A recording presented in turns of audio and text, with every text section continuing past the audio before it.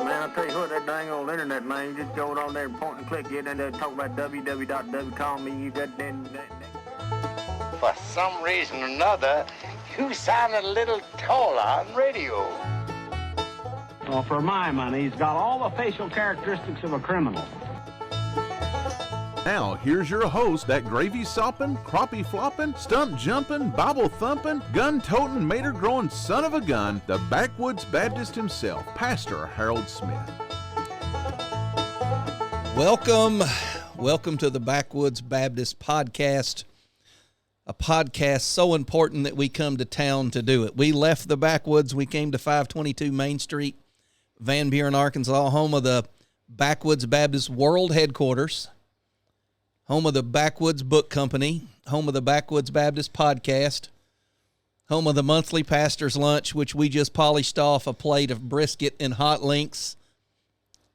If you're on a diet where you can have carbs, we had baked beans, potato salad, and rolls. And man, it was good. And I'm here to tell you, you too might be a Backwoods Baptist. If part of your ministry includes driving a church member's vehicle, trailer, and cages about an hour north to pick up 170 laying chickens to bring back. And that's what my pastor did. That's Backwoods Baptist right there. Today is a good day. We got my pastor, Pastor Russell Threet, Dr. Russell Threet. Throw the DR in there, give him full credit. Dr. Russell Threet, and he is the pastor at West Park Baptist Church in Ozark, Arkansas. And we are going to do kind of a pastor special. Since he's my pastor, we're going to give advice. This is a podcast, Russell, that I want to do because people have asked me for this podcast. And there's basically three things that have been brought out. And here's the interesting thing. I had a preacher in Ohio say he would like to know what questions a potential pastor should ask a church before he makes his mind up about where to go. I had a pastor in South Dakota ask me to talk about young preachers' tendency to imitate other pastors. And then I had a pastor in Georgia say you ought to talk about the most common mistakes young preachers make. So this is about as diversified, and these things, these three topics have all surfaced in the last, 2 or 3 weeks of people that, listen to the podcast, say, you ought to do something like, and I said, hey, look, I want to do that, but what I want to do is bring in another preacher where it's not just my opinion. And I think Russell does a great job. I mean, he is my pastor. I think he does a great job. I was actually interim pastor of the church that called you, right. So I was leading you to the church and the church to you.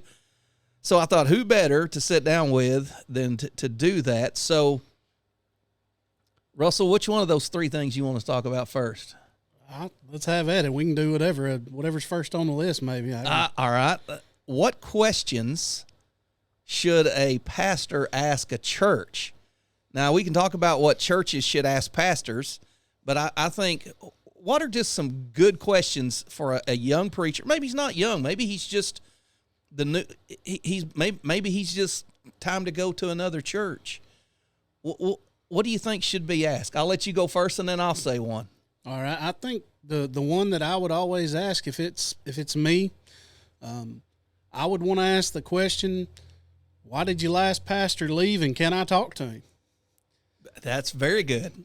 Because if they, pastors leave for all kinds of reasons, and sometimes they're bad on the pastor's side. Sometimes they're bad on the church side. Sometimes it's amicable. Whatever the case may be, if they'll tell you what happened, and depending on the circumstances, it might not be wise for you to talk to the pastor if there's, some if situations. If he left on bad terms or something. Right.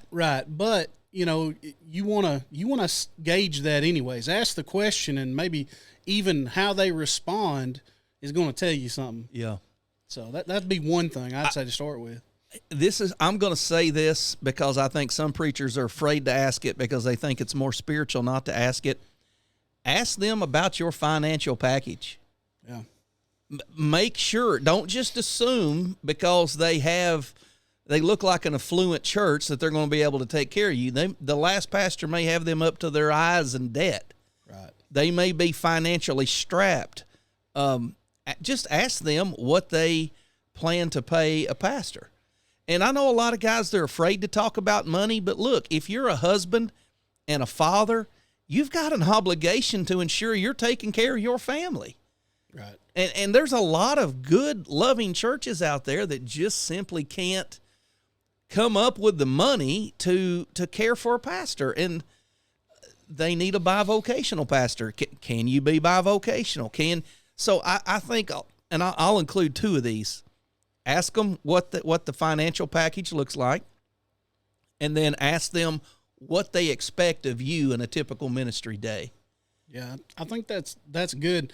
Now, if it's like the first phone call where, somebody reaches out, somebody's connected you. Hey, what are y'all paying? Yeah, you don't do that in the first thing, but once it starts to get to be a little more official, there's nothing wrong with that question.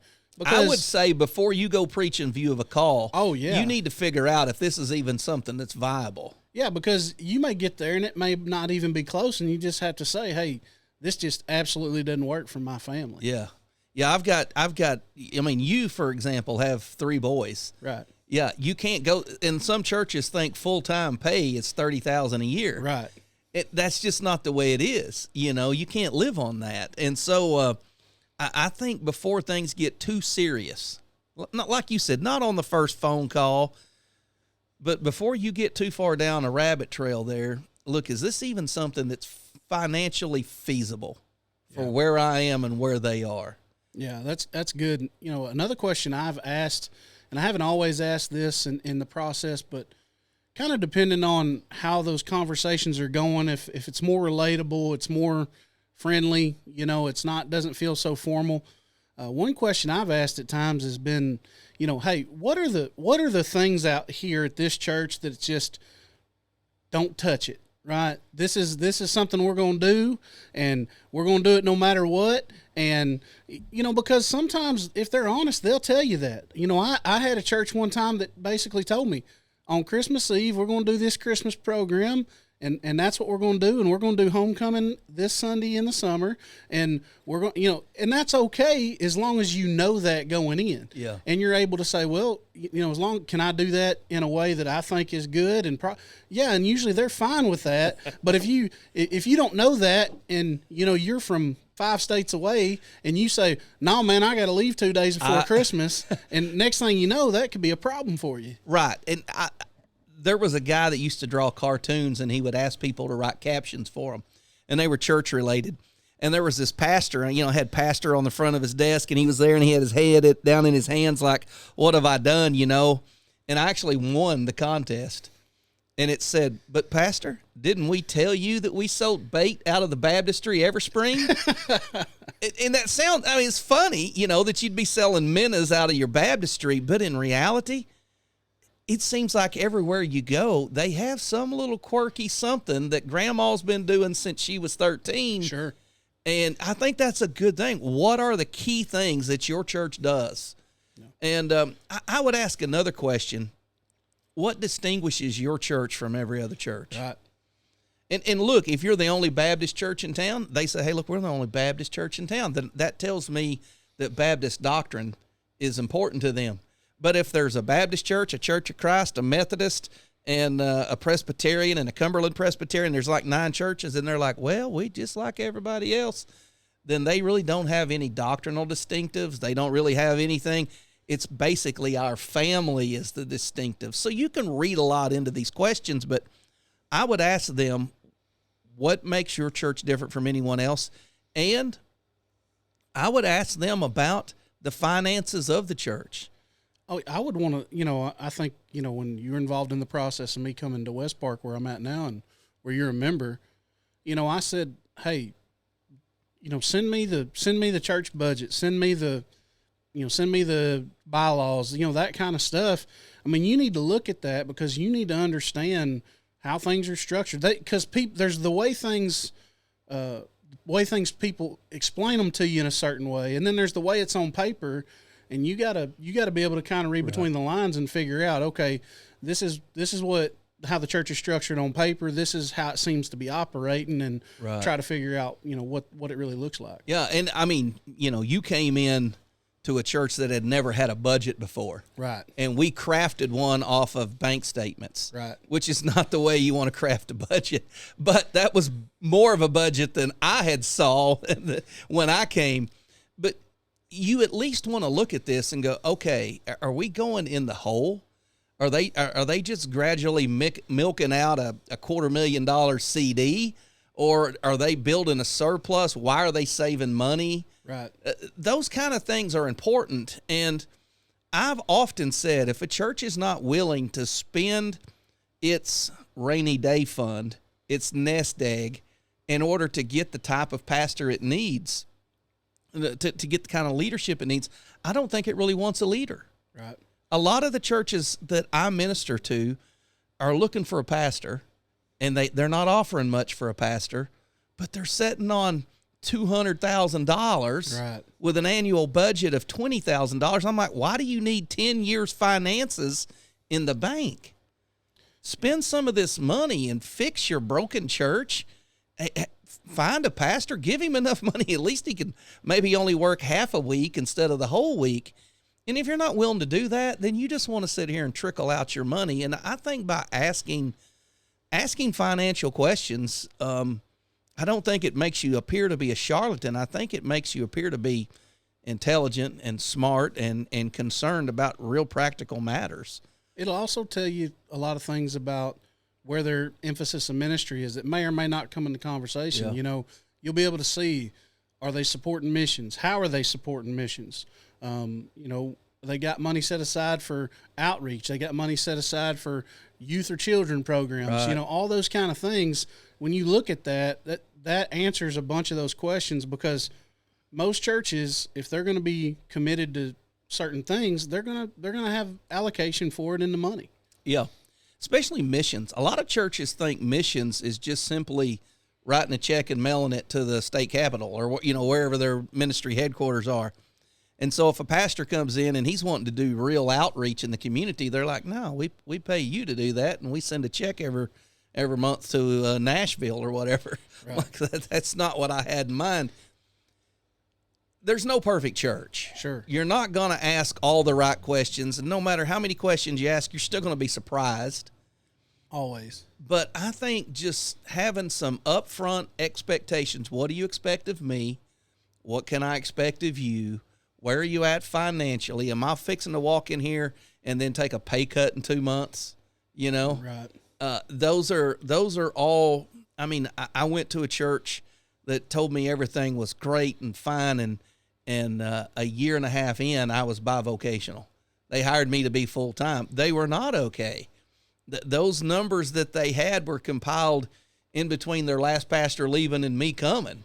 Right, and when they weren't paying anybody. Yeah, when they weren't paying anybody. They're like, look at all this money we got. And then there were people in the church that spent money like it was on fire, and they had to get rid of it before it burned up. And, I mean, I'm working a part-time job. They're buying gourmet designer cookies at a bakery, to look like sheep, to teach a lesson on the lost sheep, And I'm like, dude, we ain't got $38 for bakery cookies, I'm working a part-time job.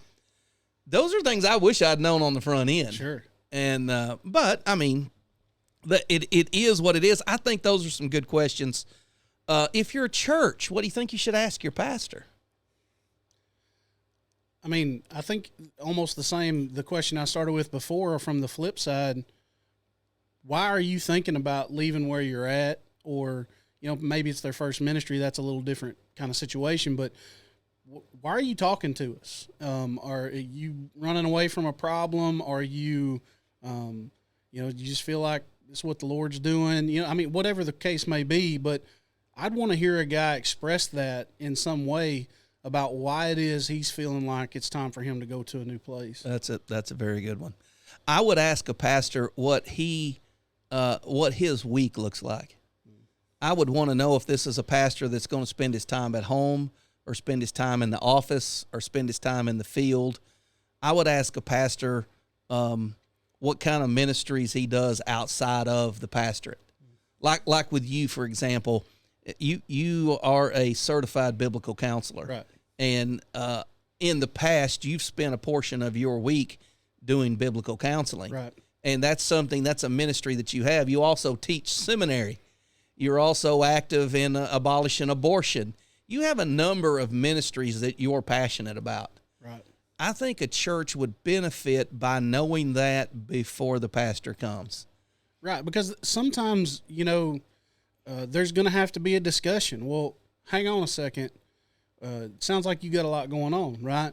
And I think that's a legitimate question. Well, you have time for us as the church. Yeah, and so I think a guy needs to be honest, or I think he ought to be prepared to say, those things are going way on the back burner when I get here, and we're going to figure out what ministry life looks like at this place, and then if there's room for them, then we'll integrate that going forward. Yeah, and I think that's how you got to do it especially when you're making a transition. And that's on the work the overwork side. On the other side, the guy's like, my special ministry is golf. I'll be playing golf Monday and Tuesday, not on Wednesday because we have Bible study Thursday and Friday and Saturday, not on Sunday. And somewhere in between there and the workaholic should be a happy balance of a pastor saying, I prefer to work from home. I prefer to work in the office. I don't think a church, unless they're a sizable church with a sizable staff, I don't think they should expect their pastor to keep any kind of office hours. Small churches need to be flexible with their pastor. Yeah, I think a church our size, we're somewhere around probably around 80, 85 as a regular rule. And we got more, if everybody showed up on a good Sunday, we might have 100, Well, guess what? I got cards and things out in front of the church. It's got my cell phone number on it. Everybody's got access to it. You're available. Yeah. Give me a call, shoot me a text message. There's very few times, I do work a little bit of a part-time job, but there are very few times where I'm not going to be in a given week able to say, hey, yeah, I can meet with you for a couple hours. We can talk about whatever we need to talk about, do whatever we need to do. Right. But that's something that needs to be discussed. Sure, yeah, because some churches want you in the office. They don't necessarily want to see you. They just want to drive by and see your car there. Yeah. And a pastor needs to know that. Yeah. I'm not an office guy. I don't expect people to do that. But if that's what the church expects, that needs to be expressed on the front end. Yeah, I mean, I was in a church setting that was more, in the past, that was more traditional, kind of old school, what you might call a institutional type church. And we had office staff and things like that. And so, I was in the office a lot because, we had a building that was used a lot. People were in and out of the church all week. And I could connect with a lot of people being in the office. And when I left, if I was going to be gone for any length of time, I'd let the ladies in the office know, it's like, hey, I'm going this place.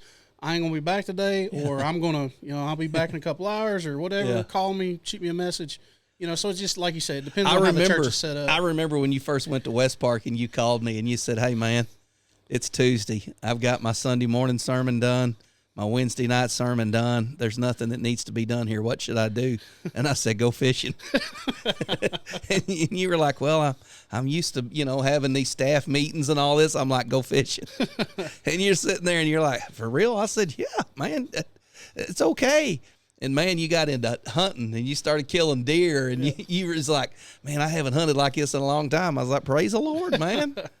Yeah. You're enjoying it. And then the family's eating. And I'm like, it should be that way. A pastor should have that kind of freedom.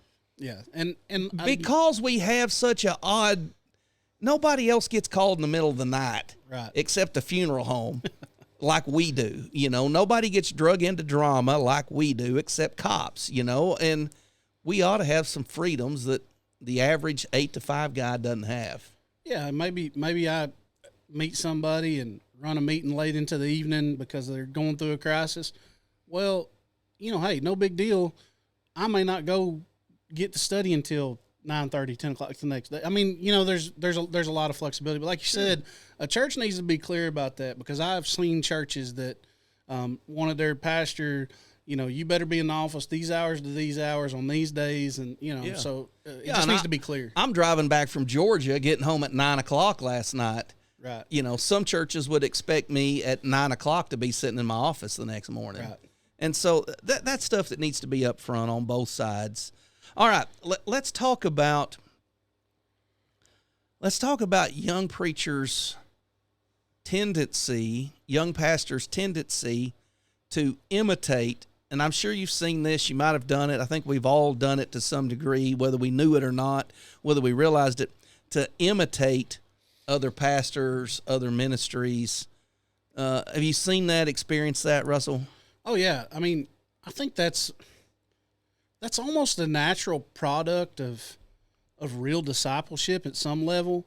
And now it can happen in a couple of ways. Sometimes it's, I worked in a church and the pastor was there. I wasn't the senior pastor, and he did things a certain way. That church did things a certain way.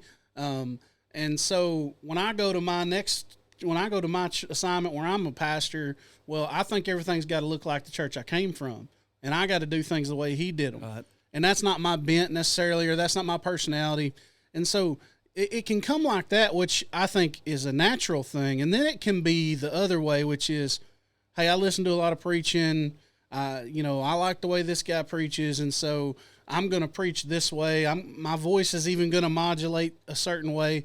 I mean, I knew a guy that listened, back in the day before we knew what kind of rascal he was, that listened to David Platt preach so much, and he modulated his voice. He'd get down real low and like David Platt does. Get and all whiny. Get all whiny. Yeah. And I was just like, I'd hear him preach. I'm like, dude, you sound just like David Platt.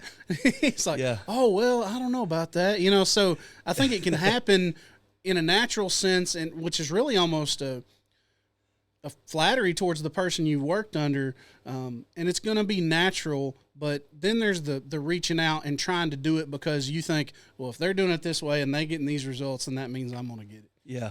I remember someone telling the story back in the 50s that young preachers started putting their hand over their mouth when they would get loud. And they'd raise their voice preaching. They'd hold their hand over their mouth when they'd get loud. And they said, why are you doing that? And they said, well, Bob Jones does that. And they were like, well, Bob Jones is holding his false teeth in. Do you have false teeth? And they were like, no. And they were like, well, then take your stupid hand off your mouth. That's like the old story about the girl that's cooking roast or whatever it is. She got the roast pan, and she's getting ready to cook a roast. She takes out the pan and she cuts the end of the roast off and then sticks it in the pan. And after a while, her husband says, why are you cutting the end of that roast off? That's a good piece of meat. And she said, well, that's just the way my mother did it. So why'd she do it? So I don't know. So she asked her mother, and she said, well, I don't know. I just did it because that's the way my mother did it. So she calls Grandma and says, Grandma, I've been doing this because Mom did it. She said she did it because you did it. Why did you always cut the end of the roast off of the pan? She said, well, because back then I had a small oven and small pans, and so it wouldn't fit in the pan I had, so I had to cut the end off. Yeah. They were just doing it, and they didn't even know the reason why. That's right. And I think it can happen that way, whether you're imitating a preacher or a ministry. I think a lot of times we get in a church that's healthy, and then we want to try to duplicate that church. Or this is, Legion in the Southern Baptist Convention. They want to implement that program in their church. Well, if Rick Warren did the purpose-driven life, we should do the purpose-driven life. If they did purpose-driven Christmas, we should do purpose-driven Christmas. If they did purpose-driven Easter, 40 days of purpose, purpose in the family, purpose on the job. And so the question you have to ask yourself before you start implementing all this is there a reason why we're doing that here? Is there some reason? Is there a specific way or why? Because what works at this church don't work at that Right. church. And I don't know. And it seems like young preachers, they're looking for something to hang their hat on and go, here, this was a success. Right. When you talk to young preachers, that maybe they've pastored a church or two, they'll say, well, you know what, at this church I did, and they'll give you their list of achievements, and usually it's something they learned from somewhere else that they've implemented there. And I'm not saying you can't learn from people. I'm just saying you need to have a reason for trying it other than it worked here. Yes, you can't. Nothing works in the cookie cutter. I was in SBC for a long time, not now, but I always kind of had the criticism, even when I was involved in some of the the committees and things at a state level, you know, we can't roll out the thing that works for, you know, Emmanuel Baptist in Little Rock or Geyer Spring or one of the big churches in Northwest Arkansas. Yeah, we've put this together. They've got some good concepts or ideas. Well, that doesn't work for the 75-member church over here. They don't have the money. They don't have the personnel. They don't have and are there maybe some principles in it that are good? Sure, there probably are. But to try to superimpose this because it was such a success in a programmatic way that's so rigid is just, it's not going to work. Southern Baptists are the world's worst. If somebody baptizes 50 people in a year, somebody from the state level is going to show up and say, hey, what are you doing? Right. Like, give me the explanation of how this happened, and so we can implement it over here, you know, at Possum Grape or some other little country church. And so, whether you're trying to imitate a certain person, here's another thing we probably ought to just bat around while we're close: preaching a certain way. You know, you like John MacArthur's style of expository preaching. I think there was a time in my own ministry when I was guilty of, look, if I'm not doing it verse by verse, I'm not doing it right. Right. And then I did it to the point that I never talked about any specific topic. If I couldn't find it in a chapter in order and preach it in a chapter in order, I didn't do it. And I lost the joy and even the ability to cover a lot of individual topics that you can't find in an expository verse by verse structure. And I finally got over my idolatry of expository preaching and began just preaching some topical messages. Yeah. I wasn't stretching the meaning of Scripture, and I think everything I was saying was thoroughly biblical. But it freed me. I'm like, I don't have to be like, you know, whatever, these guys or that guy. I can be Harold Smith. I think that's the big thing, isn't it? It's figuring out. Like it's like the New Testament, right? Or all of the Bible, really. But the New Testament, I think we see it clearer than anywhere else. Is that, yeah, the Bible's given to us by inspiration of God, but it's clear when you read it. It was written by men that had certain personalities. They had a certain way about going about things. You know, it doesn't matter. You can look just at Barnabas and Paul and say, well, what was Barnabas known for? He was an encourager. Well, Paul was a missionary and a church planter, and so. The different personalities and gifts of the different men were used in that way. Yeah. You know, I kind of jokingly have said, I was talking to an older pastor here this week that I'm real close to, and I said, he asked me because he does some interims, he's retired and he's helping churches out, and he said, man, we've had the hardest time trying to find qualified, you know, pastoral candidates. And he began to ask me about that, and we kind of got into this idea of, you know, I believe as pastors, most guys kind of fall into one of two categories if they're going to be a good pastor. And I think you can be either one of these or some sort of mix. Most guys are either going to be preachers that pastor or pastors that preach. Yeah. And what I mean by that is there's going to be the guys, they love to study, they love the word, and they think the best opportunity they have to affect the life of their church, the people in it, is through their preaching. And so they're going to give priority to that most of the time. And it's not that they shirk their pastoral duties. They love their people and they serve them. But if it comes down to, I got some time to study and I need to study some more, I believe, and it'd be nice to go see Miss So-and-so, but it's not an emergency. She's not in the hospital. Well, I probably need to make sure I'm ready to preach in the way I think I need to be ready. And then there's those guys that are fantastic at pastoral ministry. They're gifted in it. And it's not that they're bad preachers by any stretch of the imagination.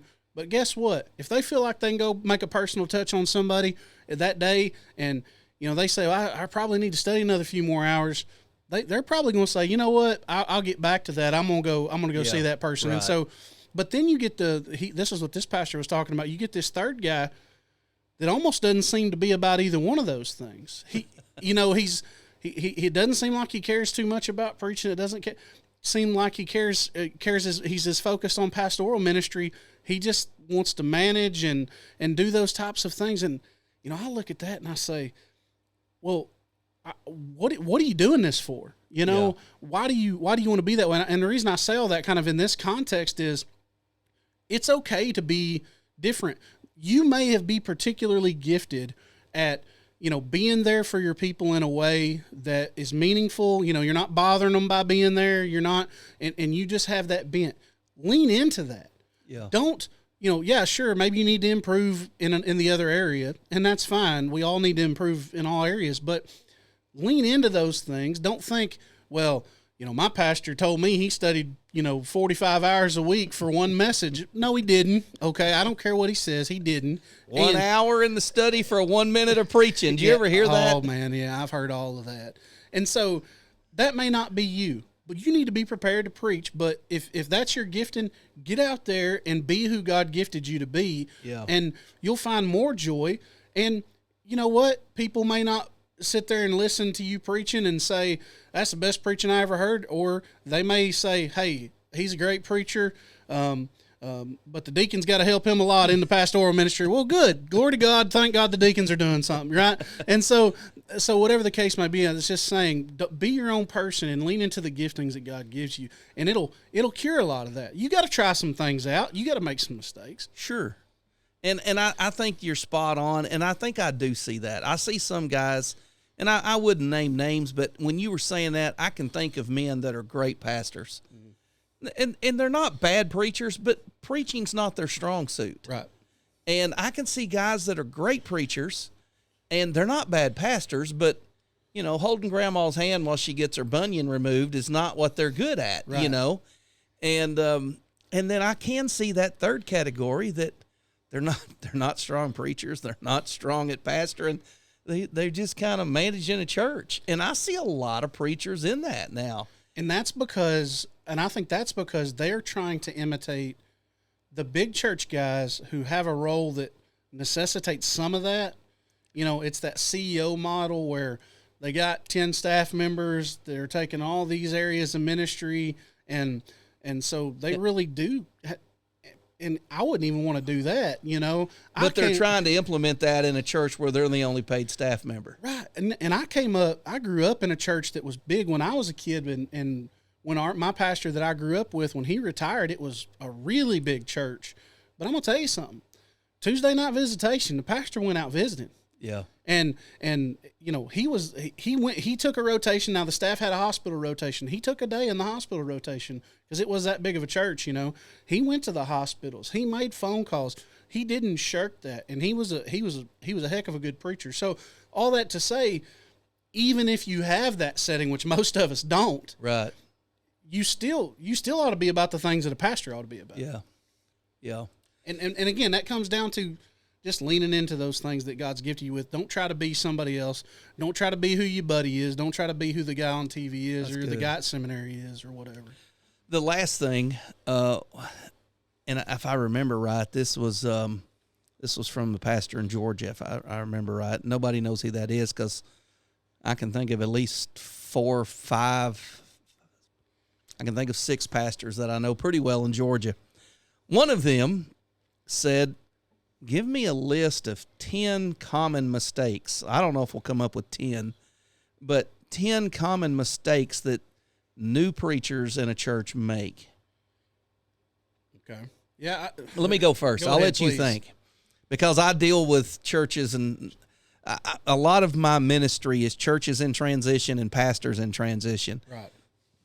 And I'm the guy that pastors seem to call and say, hey, I think it's time for me to leave. I think the Lord's trying to move me. And I say, no, he's not. Go back there and deal with that deacon. That's what you're trying to get out of. And this is one of the things that I do when I go to a church that's in trouble to be their interim. I show up and say, look, I'm coming in here to make some major changes. But I'm not planning on staying there for multiple years. I say this a lot, and I forgot who said this, but they said it to me, and I said, that's exactly right. They said, you're a ER doctor of preachers. You go where there's been a trauma, or you go where someone's near death, and you fix all the vitals and get the heart beating and get them stabilized, and then find a doctor to care for them. Right. That's kind of what I do. Well, don't model me in the church that you're going to pastor, because I really believe one of the worst things a young preacher, a new preacher, he can be old guy, but new to the church, don't come in and make changes. Yeah. Don't change things. And the things I see preachers changing are just, it's silly things. They want to come in and change the logo. Unless it's blasphemous, don't change it. I see preachers come in and like, we need a new website. I'm like, no, you don't. It says what time you start. It's listing you as the pastor. Your bio's been added. There's just certain little things that I think sometimes preachers think, well, if we changed hymnals, then everybody would start coming to our church. I'm like, no, your problem is not the music. It's just change the preacher in the pulpit, and you're doing that. And just wait. And I think sometimes preachers come in and they feel like they've diagnosed what the problem is. And usually the last thing I change in a church is worship style. Oh man, yeah. Or anything musical. Yeah, I think the change is, there's going to be things maybe occasionally that are emergency type situations, like, this can't continue. But unless it's blasphemous or like costing the church, an astronomical amount of money, or it's leading to chaos or something like that. If your church is halfway healthy, don't come in there with, and here's why, Russell. You familiar with Andy Griffith's show? Oh yeah. And Barney? Sure. Yeah, and Barney, when Andy would go out of town and leave Barney in charge, everybody in town knew Barney was in charge. He shined his badge. He put his one bullet in his gun. He was going to crack down and whip Mayberry into shape while Andy's out of town. And everybody looked at Barney and like, you fool. Everybody knows Andy's the sheriff. When you're new in a church and you're the pastor, all you have is the title. Right. You don't have the respect of them yet.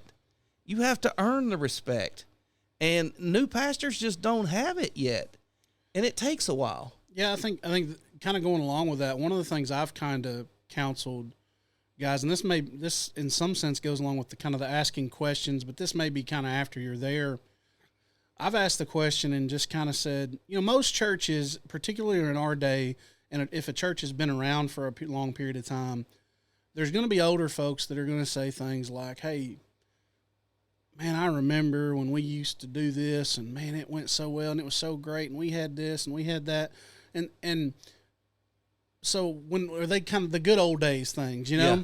And so I asked the question and said, hey, what was so good about the good old days, right? And they're going to tell you a few things.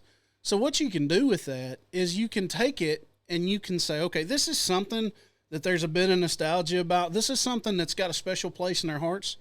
Now take it and again, you may not be able to find this thing, but most places you can find something. Take it and, make it your own a little bit.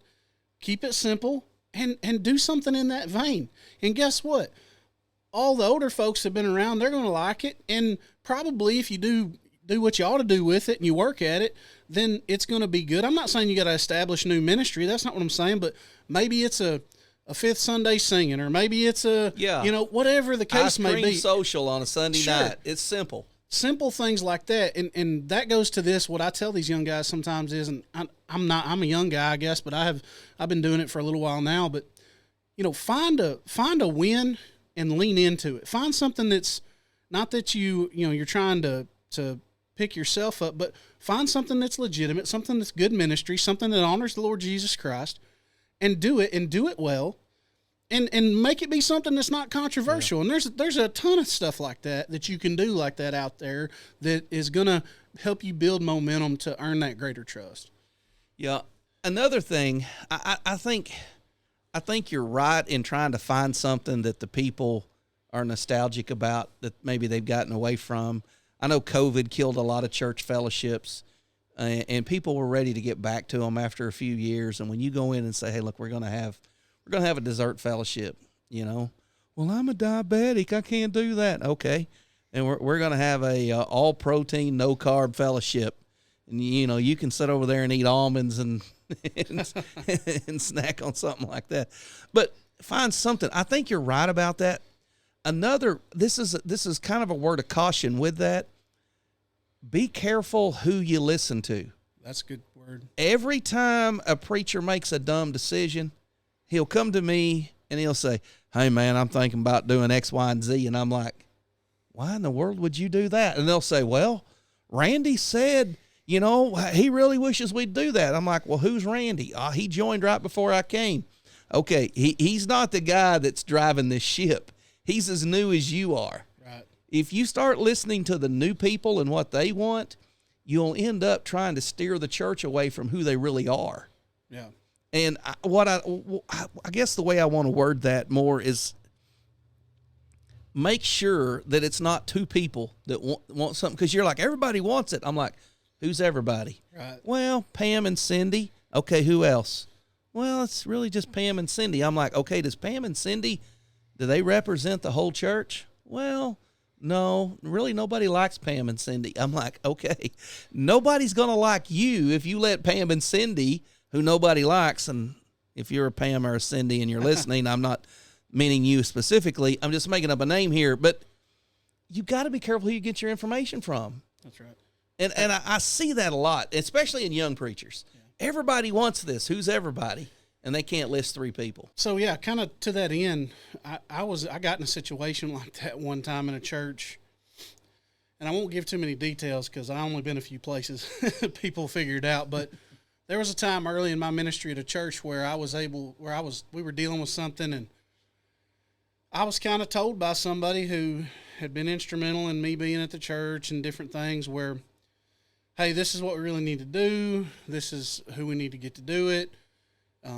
We've tried to talk to other people about it, but this is the one. Okay, fine. And then we went into the meeting to kind of, get this done. No big deal. And when I presented it, all of a sudden, this is something that's got some background to it I wasn't aware of. And next thing you know, I'm kind of getting hammered about, well, why didn't you get, bids from here? Why didn't you talk? And, I don't know. So I was kind of blindsided because I leaned too heavily on somebody, and I had really one perspective, and I didn't know the score, so to speak. Right. And that's happened to all of us. I can't tell you how many times, one person's came up to me and said, "Hey, we've always done blah, blah, blah, blah, blah." And so when I went to always do it, they're like, "Well, he's never done this before." And I'm like, oh, okay. And the key to that is just verify your information. Right. Don't listen to one person. Don't let two or three people sway you one way or the other. And the reason I say that's a problem for new preachers is because if you've been there a while and you get to know the people, then you kind of like, no, this guy's always thinks what he needs done is the most important thing. You kind of learn personalities. Right. And you learn kind of what's going on and who wants to kind of steer you. One of the things I really think young preachers miss it on is do things the way the church structured them to do before you came. Follow their written policies. If they say we have a business meeting every month, you have one every month. Mm-hmm. If they say we have one once a year, have one once a year. If they say this is how we're going to select a committee, then let them do that. Mm-hmm. You get into trouble where you go, yeah, but I know a better way. Yeah, but they don't know you yet. They need to know you and trust you. And I think there was an old Puritan named Richard Baxter that said they don't care how much you know until they know how much you care. Or maybe somebody else said that, but Richard Baxter, I think, said something along those lines, and it might have been this: if they know you love them, you can tell them anything. Right. And I think what I see a lot of times in younger guys in the ministry, or just I'm not trying to beat up on young men, new guys in the ministry, is they come in and the church has done it this way for 20 years. And you come in and like, okay, I'm here a new way. No, it goes back to don't change anything, especially if it's the written program of the church. You got to teach on it.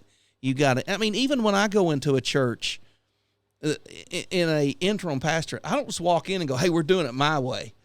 I walk in and I open the Bible up, and we start out and we go through this section, and I'll say, in light of what the Bible says here, this is how a church should function. Right. And then I write that policy out, and I'll say, in light of what the Bible says and we all agree on, this is how we really should do that. And they all agree. And then I say, what we're going to do now that we've been taught that we agree on that, now we're going to vote that into practice. Yeah, that's kind of how we did, which at West Park, which you were real aware of, and of course now being a member there. But the church there, for reasons that we won't dive into today, they'd never had deacons at our church. And for me, I know a lot of preachers got a lot of things to say about deacons at times, but good deacons are a blessing. Oh man, you better believe it. And so I looked at that as something that I felt like needed to change. And so, what did we do? Did we just say, well, this is what we need to do, this is how we're going to do it? Well, no, spent some significant time. I think my church probably got tired of me on Sunday nights and things, talking about deacons and preaching about deacons and looking at the relevant texts about it.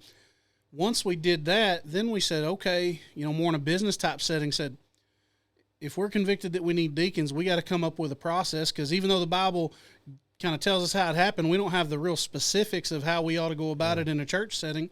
How are we going to do this as a church? What's it going to look like? Laid some things out, discussed them, voted on, this is the process we're going to use. And then we taught on a little more.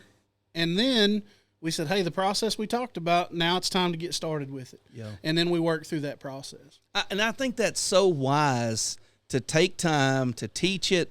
Yeah, but Brother Harold, you don't understand. It's got to be done right now. It hadn't been done for 50 years. If you spend another 6 months teaching, you're not dying. This church was alive when you came. It's still alive today. The Lord's gracious. Sometimes it seems like we only know one way of doing things. Yeah, and one of the things I was told, and I've heard said in different settings through the years, has been, it's worded different ways, but it goes something like this, that, and probably particularly applies to younger guys or newer guys. It's you overestimate what you can do in a year, and you underestimate what you can do in 10. And you say, well, I may not be there 10 years. Well, that's true, but that you could say 3 years or 5 years. Right. It's really easy to say, we got to jam all this into this first year or 18 months, and we got to get this done. We got to get that done. We need this. We got to get more people here. We got to, and really get in a hurry, where if you take the long view, I'm here till God moves me, and you just work faithfully with your people and you keep going. After, 5 years has passed, you may be beyond all of those kind of big ideas you had, and they're not just your ideas then. They're things that the church is excited about. They're things that the church has taken on. They're part of the fabric of who you are as a body now, and you've accomplished much more in simple. That's the thing, something probably people at my church get sick of hearing, but the power of simple everyday faithfulness. Yeah. Every week, teaching, preaching, loving your people. Every time you get up, just relaying these things, seeking to put them into practice. You don't want to be known as the agent of change. Oh, here he comes. He's got a new idea. Oh, he's been reading one of them books. He done went to that conference and heard what they're doing down in Little Rock. He's going to come back with some big idea. I mean, really, that's what people think. It's easy. I had a secretary one time that joked with me. She said, I don't believe anything a preacher says till about 3 weeks after they get back from a conference. That's true. That's true. But these guys were there before you came. They've sat through 5 or 6 pastors, sometimes 10 pastors. They're looking at you like, okay, kid, you go ahead and do that. In 3 years, we'll go back and do it the way. Are you doing this just to make you happy, or are you doing it for the betterment of the church? Mm-hmm. And if you're doing it for the betterment of the church, then you've got to do it in a way that the change is lasting. And if they don't see a need for it, then they're just going along to appease you. Yeah. And there's there's another principle that comes along with that. Even when it feels like you've kind of got a mandate for those things, be cautious. Like, take the trust of the church seriously. Yeah. If the church has given you trust and they've come to you and said, I think this is something we need to do, you agree with them, there's a consensus there, still be methodical about it. Don't jerk it down into gear and hammer the gas, and and leave the transmission I laying can on get the away floor. with it. Yeah, let's just hammer down. Yeah, that's one of the things I would say. You will find some situations where maybe that you think, well, I got to take my time because the church doesn't trust me yet. Okay, well, maybe something happens at that church where that your trust meter gets filled up really quickly, and that sometimes it happens in the worst ways. There's a tragedy or a bunch of people die. You start burying people. There's a big situation, and you guide a group of people through it, whatever the case may be, and you earn some trust really quickly early on. I've been in that situation once for sure.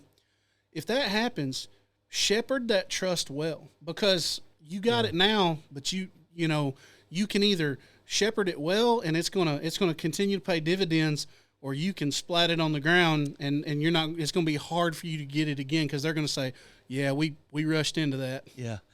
I'll tell you something, a guy you and I both respect, Mike Stone.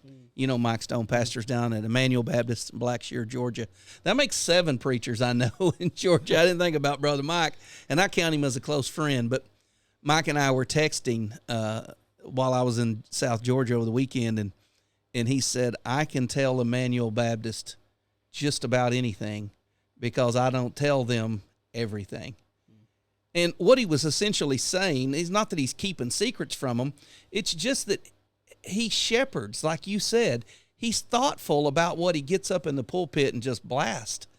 And the reason is when he does need to get up and say, hey, this is important, they hear him. It's like the little boy that cries wolf all the time. If you're constantly up there going, we need to fix this, we need to fix that, we need to fix this, they're like, okay, whatever, but think about it. Like you said, if you have some equity, treasure it. And I pastored the same church for 14 years. I could pretty much do anything I wanted to do.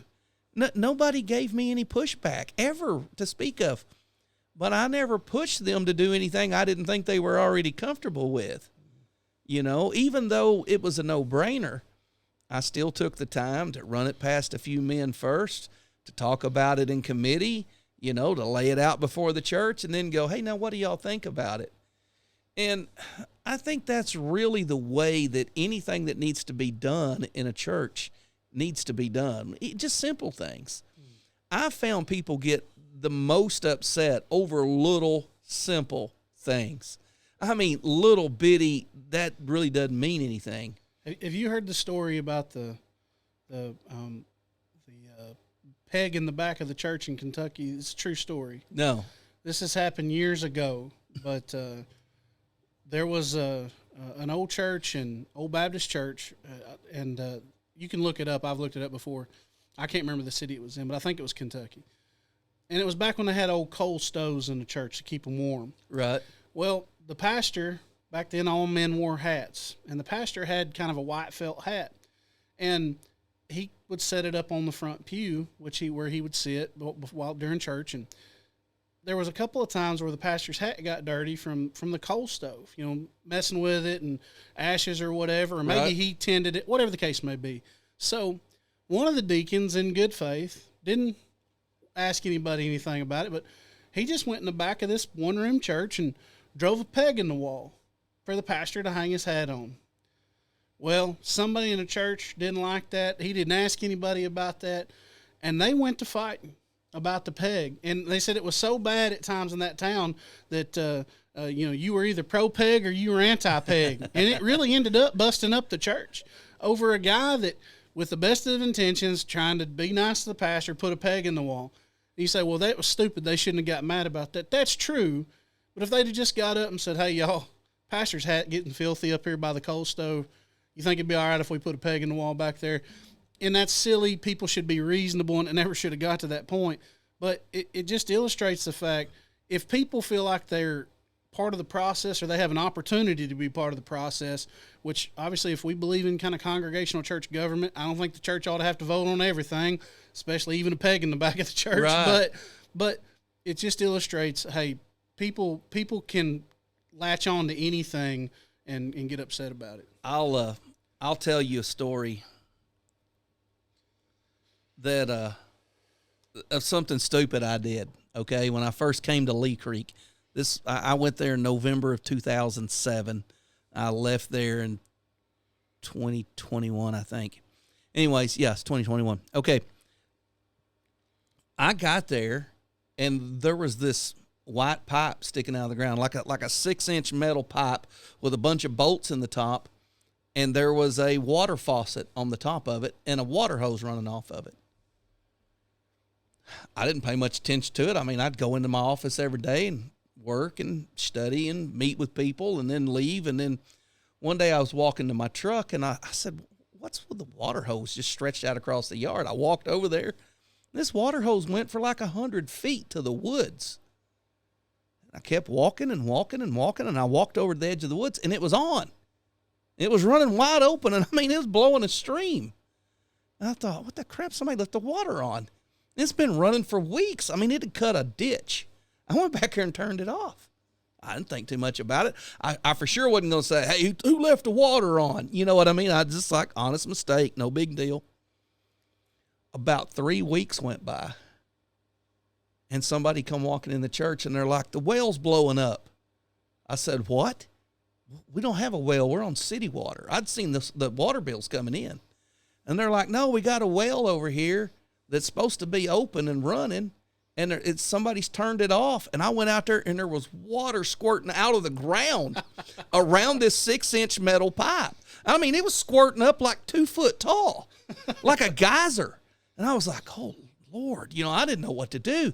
And everybody's like, who's the idiot that turned the well off? And I said, is there a pump running? And they're like, no, this is an artesian spring. It's going to run all year long. Every year, it just naturally flows out of the ground. This metal pipe was flush with the ground when we capped the well, and it blew it up out of the ground a foot, and that's why it sticks up, and somebody turned it off, and it's going to blow it clean out of the ground. And I was like, I turned it off. I thought somebody left the water on. It's blowing out like a 1-inch stream down there. And they're like, yeah, we have to leave it on. And I said, well, so we just have this water hose out there? Yeah. So anyways, I said, well, I was the guy that turned it off. To me, it was a no-brainer to turn it off. Right. It just made sense. Sure. They got a water hose running out here. I didn't call anybody and go, hey, whoever left the water on, I covered for you. I just turned it off because it seemed like I don't even need to ask. But there was a real reason there. And so then over time, that water hose would leak. It'd crack in the sun, and then it'd flood a big portion of the yard, and the guy mowing the grass would get stuck. There's a water leak out here. So we had all this pipe around the back of the church, 3/4-inch pipe. I mean, we had enough to run it to the edge of the woods and back 3 times. So there was a guy that needed to do some community service. I had him dig a ditch. We plumbed it to the edge of the woods. We took off we made it where it works, and it runs on a rock and runs down in a little creek where it's normal and natural, and that's the right way to fix it. Right. But just as a young preacher, I don't think I need to ask about these things. Things that you may think you don't need to ask about, you probably need to ask about. Even like you said, a peg in the back of the church. And so, there's one other thing. You got anything else you want to say the young preachers may do? Oh man, there's a lot of things I might think about, but no, if you got something else, we can move on. No. There's one other thing I wanted to mention that I think young preachers need to be concerned with, and it's transparency. I really think you need to be upfront. You're the new preacher. You're already a little suspicious. Not that they think you're going to do something wrong. But if you've made a few changes, and you may, to be honest, man, the other guy probably wasn't doing it right. There's probably, when I stepped down as pastor, I told Joseph Allen, I'm like, brother, here's about 5 or 6 things I know need to be fixed. I wasn't dodging them. I just wasn't going to implement this like deacons. I was like, the church needs some deacons. But if I step down as pastor, ordain 2 deacons, those 2 deacons are going to become the de facto elders. Mm-hmm. Before the next pastor gets here. So I'm going to let you do that, and I need some Sunday school teachers, but I don't currently have any. I admit they need to be had. You need to look for them. So there's things that need to be done. I get that. But you need to be transparent about what you're doing, about what you want to do. If someone come and ask you, hey, man, what do you think about this? You don't always have to give them an opinion. But if you have a definite one and you say the opposite, and then 6 months later you do the opposite, you would have been better off just to say, well, I don't think now's the right time. Down the road, this is what we should do. Yeah. Financially, same way. Transparency will save you tremendously. If you're just transparent about what things cost, if you're transparent about what you need to do some kind of ministry, if you're transparent about how you're handling a situation. I mean, there's certain things we can't tell people. Right. Things that we can, if we don't tell them, then we look guilty even though we ain't done anything wrong. Have you ever noticed that? Oh, yeah. So I think being transparent where you can be is a definite must, especially early in the ministry, because they don't trust you yet. You haven't developed that trust. Anything else you think we're missing? Yeah, like I said, I think whether you're transitioning to a new church or you're a young pastor, the simple reality is there's a lot of things, there's always something to do, but if you'll be faithful to preach and care for people, I'm sure you say that kind of ad nauseum on this in different areas of subject matter, and it sounds simple, but if you'll do that, you'll be amazed at how some of these other things will come up. You'll preach having no thought that this problem that you know about already, that your message touches that in some way, and then next thing you know, you got 2 or 3 people saying, hey, Pastor, you were preaching about this, and that made us think about this thing over here, and we really need to do something about that. Yeah. Instead of you constantly having to say, well, we got this problem, we got that problem, if you take the time to be prayerful, preach the Word of God, let the Word of God do its work, sometimes those things come up naturally and you're able to deal with them. That's not a cop-out to not deal with problems, but if you're patient, sometimes it does work. Trust preaching. That's a big thing. Jeff Noblet said preaching is biblical counseling. Yeah. And you're a biblical counselor. I don't know if you agree with that or not. I just kind of want to fill you out. And but that's what he said. Preaching is biblical counseling. And what he was getting at when he said it was, if you're not coming to church and you want me to counsel you, you're skipping the counseling sessions I'm doing for the whole church. And we need to trust that, not that, and this is another thing. We don't need to use the pulpit as a way to address problems. Oh, man. Man, if there's anything a young preacher needs to hear, you cannot take the issue you dealt with 2 weeks ago and turn it into a sermon. Don't do it, man. I mean, hear me. I'll look at the camera. Don't do that. There's no time where that's going to work out in your favor. Yeah. Because even if you're right, and you probably are, all you're going to do is kick the hornet's nest. Because you've got a platform that nobody else has got. You can't keep telling someone something without letting them talk back. And that's what a sermon is. Yes. And if you're trying to get up there and line them out and I'm going to fix this church, all you're doing, like you said, you're just kicking the hornet's nest. And eventually, it's going to pour on you. This is another thing. If you're going into a church, pick a book and just preach through it. And here's why.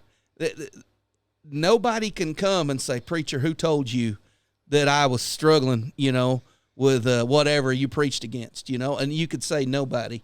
Matter of fact, I didn't even know you. When I came here and I said I was going to preach through the book of 1 John, I didn't know this text would be, I didn't know you'd be here on the day I preached on this. That will keep people from suspecting, he don't like me. He said blah, blah, blah. And that's what people think. Yeah, a lot of times people think you're singling them out. So when I went to Vine Prairie, the very first church I ever pastored, I said, I'm going to go verse by verse on Sunday night and Wednesday night, and I'll preach whatever I want on Sunday morning.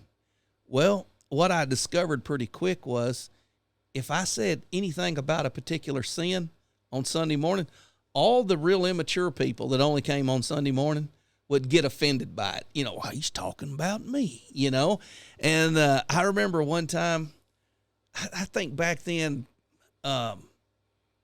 Mike Huckabee was the governor of Arkansas, all right? And he had passed some bill to fix the interstates, because we had like the third worst interstates in America, right? And he had passed some bill. And so I just in a sermon said, praise God, we're going to get better interstates. That's all I said. this old lifelong yellow dog Democrat come up to me at the end of church, and he said, "You leave your politics in the voting box when you get up in that pulpit," and stuck his finger right in my face. And I was like, what in the world are you talking about? You see, if you're a hardcore Democrat, you couldn't say anything nice about a Republican governor. Nothing. Well, I was like, and it took me a couple of months to get his trust back. But I think if I weren't going on topics and just whatever's coming, and I wasn't preaching on that topic, that was just, Sure. if I was going through a book of the Bible, I could say, hey, look, I didn't even know you was going to be here. That's not the thrust of my message. And so don't use the pulpit to correct problems. Don't use the pulpit to deal with issues. Don't even use the pulpit to promote whatever change you think needs to be made. Use the pulpit to proclaim the word of God, introduce changes. You can teach on them, Right. but they need to be series, not one verse. I had to ask a guy, the very first church I pastored, I came there in November. At the end of December, I had to ask a man to leave who was a pedophile. But he was the wealthiest man in the church. And his mother was a charter member. And this guy had all the money in the world, and he liked to throw it around. Church needed something, he'd just walk in and pay for it. Didn't come much. Well, he was a convicted sex offender, and nobody wanted to deal with it. And he was being accused again. So I had to go and tell him, look, you can't be fooling around with teenage boys when you're a 50-something-year-old man.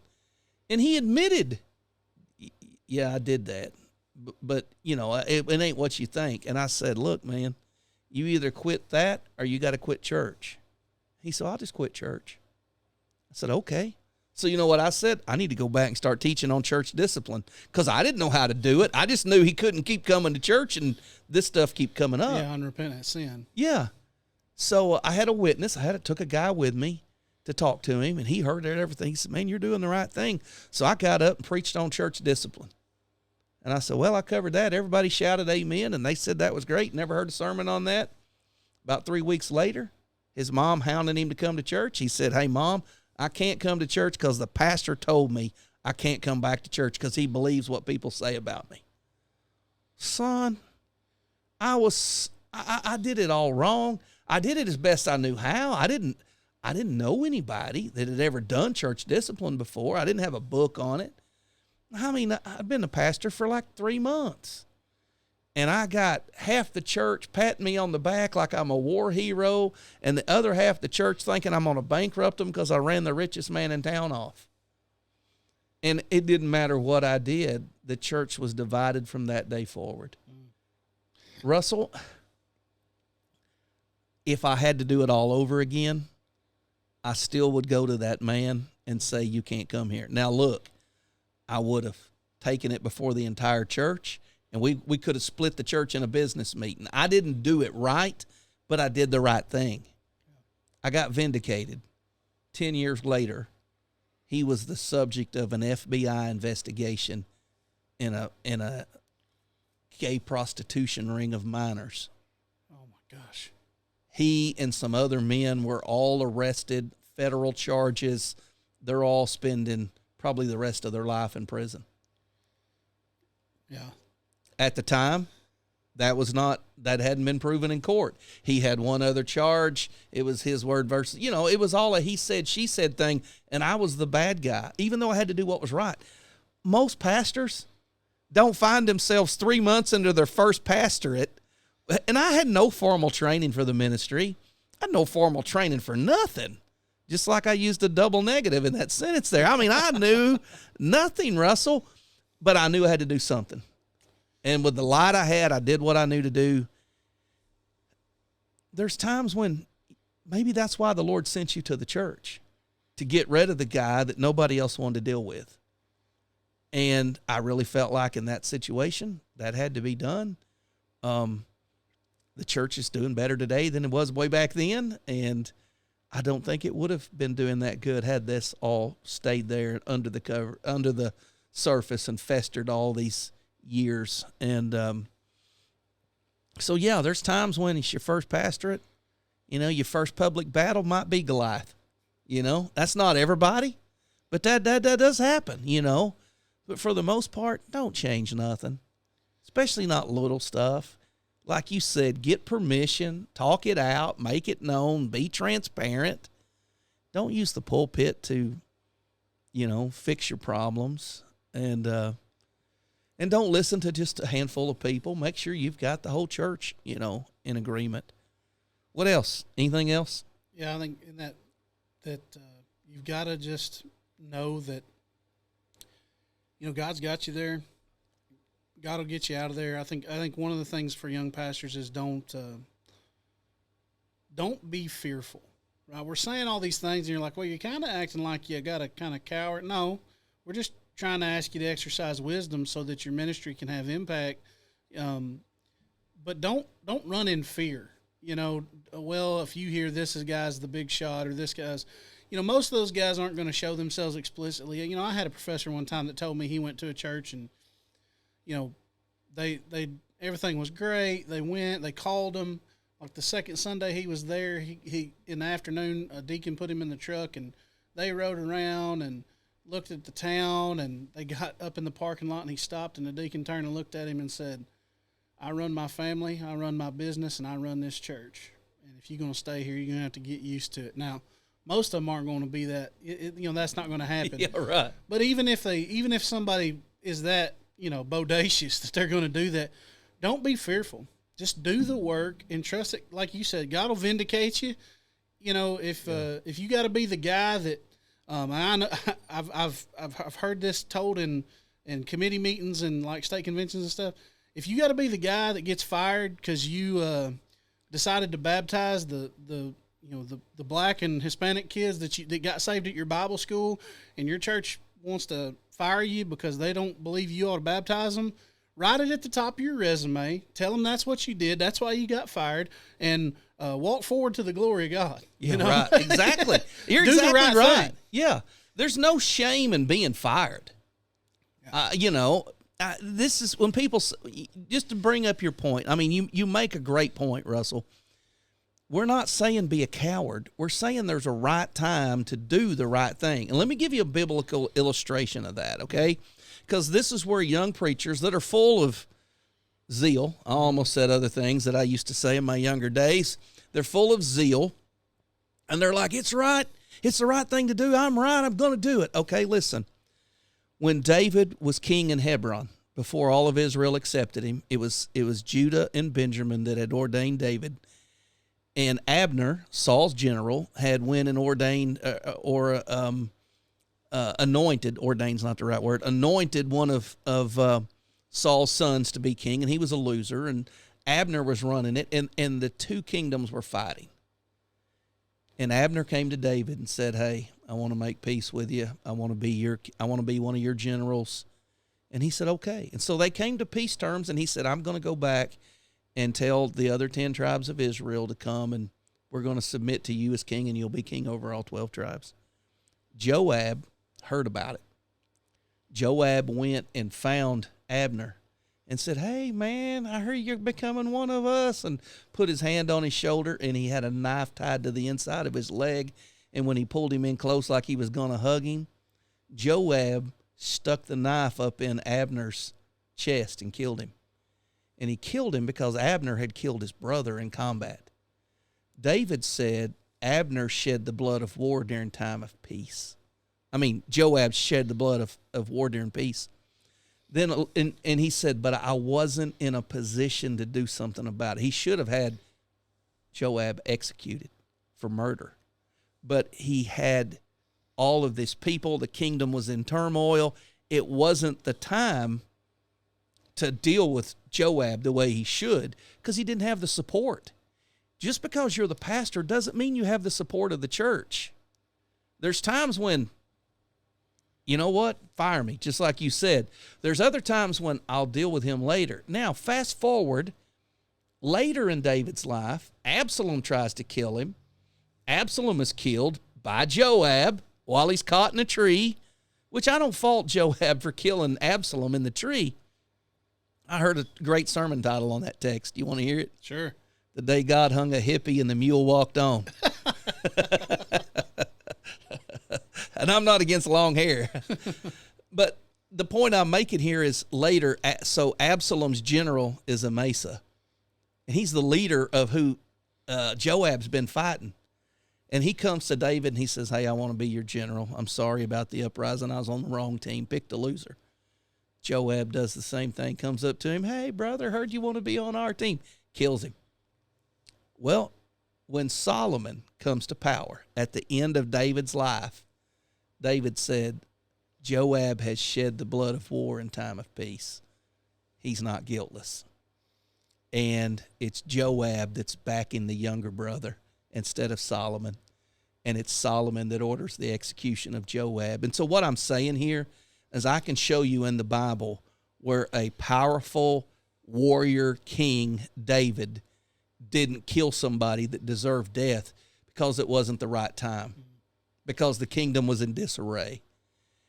You can't go into a church that's in disarray and start just throwing your sword around because it's the right thing to do. The Bible doesn't tell you to do that. There are times you got to draw your sword and die on a hill. There's other times you need to keep your sword in your sheath, Peter. It's not the time to chop ears off.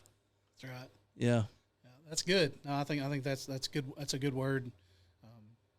You're not going to fix everything in the first 6 months. You're not going to fix everything ever. So, that's a good one right there. just you can't fix everything in 6 months. You're not going to fix everything ever. Pastor Russell Moore, Russell Threet. Russell Moore, good grief. I'm going to spit twice. And I was reading a U-Haul box at the same time I was talking to you. It's just save even more. Anything else before we shut it down? I think that's good, brothers. Appreciate it. Well, Pastor, I appreciate you coming on, and I appreciate you guys listening. If you're still listening, it's because you got thick skin and you didn't get offended when we said you might be doing it wrong. A lot of young preachers wouldn't listen to two common sense guys talking about things from, our own. We're veterans. We've been a new pastor a few times, so. Thank you for listening. Till next time, Pastor Russell and I'll see you somewhere in the backwoods.